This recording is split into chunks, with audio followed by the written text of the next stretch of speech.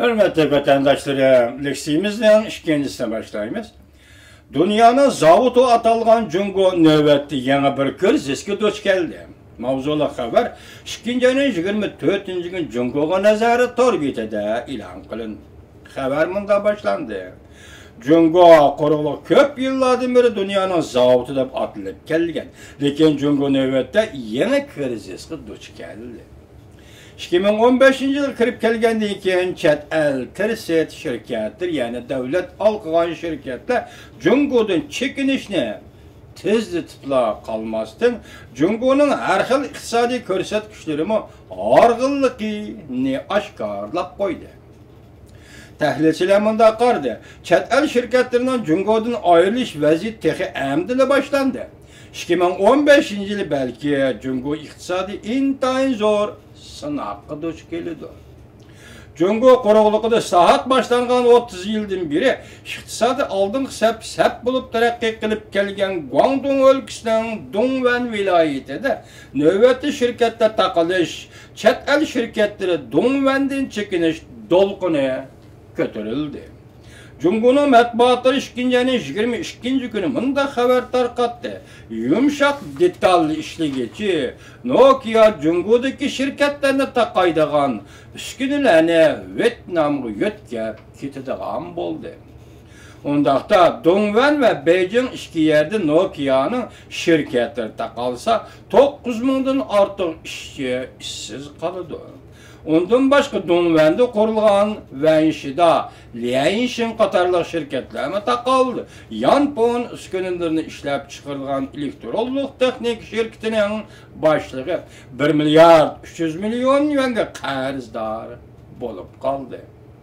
Jawshen uçur alaka üskünelerini işleş zavutu taqaldı. Zavutun direktörü Gao Men özünü öldürüp aldı. Kasıpdaşlarının mölçelik asaslanganda bu yıl bahar bayrımı mezgilide 100'den artıq chet el şirketleri işlet tutup zavutlarını taqaydiganligini aşkarladı. Chet el şirketlerine başvuruş hizmeti bilen şug'ullanadigan Lo Efendi matbuatga mundaq ko'rsatdi. Chet el şirketlerinden çekinişi burun başlangan. Lekin bu yıl çekiniş intayin yamanlaşıdı. Pişiqlap işleş zavutları aslida ichki o'lkalarga tarqalgan. Endi yaqindan buyon bu şirketler Vietnam ve Sharqi Osiyo davlatlariga chekinishga boshladi. Lo Efendi tanıştırıp mundaq ko'rsatdi. 20 yıldan beri Dongguan'da iqtisod yuqori surat bilan taraqqiy qilib, milliy daromadning o'sish unumdorligi 20%dan oshgan holda taraqqiy qilib keldi. 2008 yıldan boshlab Dongguan'da iqtisodning taraqqiy qilish pastgo'yga tushib qoldi. Sanoat orqali iqtisodni harakatga keltirish endi Dongguan'da mavjud bo'lmay qoldi. Şirketlerinin Dongguan'dan ayrılıştan en mühim sebepleri şirketini hareketke keltirdiğin serpiyat örlep ketdi. Bu Lo Efendi tanıştırıp mundaq ko'rsatdi. Birinci, desmi selish narxi örlep ketdi. İkinci, savdo ticaret muhiti yamanlashib ketdi. Burun bir neçe 100 yıl bersen bir işçi bir ay işleydi. Endi 2-3 ming yuan bersen mi maqul deb ishga keladigan, ishga o'rinlashadigan adam yo'q, ishchi yo'q. Emgak muhofazat rasxoti her türlü baj elish turlari ko'payib ketdi.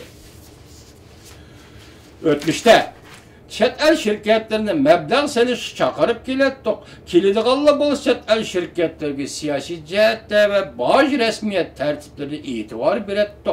Endilikda bundaq ishlarga hech kim ko'ngil bilmaydi. Chet el şirketlerinin Cungo'dan çekinişi ve yerli şirketlerinin taqilishi bu yalğoz Dongguan'da yüz beriyotgan iş emas.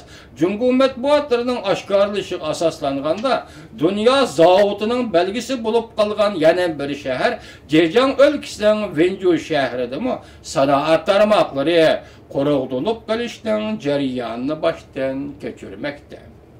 Wenzhou ayak işleş zavutunun, çakmak işleş zavutunun ötmüşteki parlak külleri kelmezki ketdi. Tüven derecelik sanat yasaş tarmoqlarımı zavodlarını Şarkı Cenubi Asya ellerine götkep ketkendim başka yuqori texnikalik chet el şirketlerini öz devleti götkep ketip Cunguni en ahiri tar yolga kısılıp kaladigan eğer vaziyetke düşürüp koydu.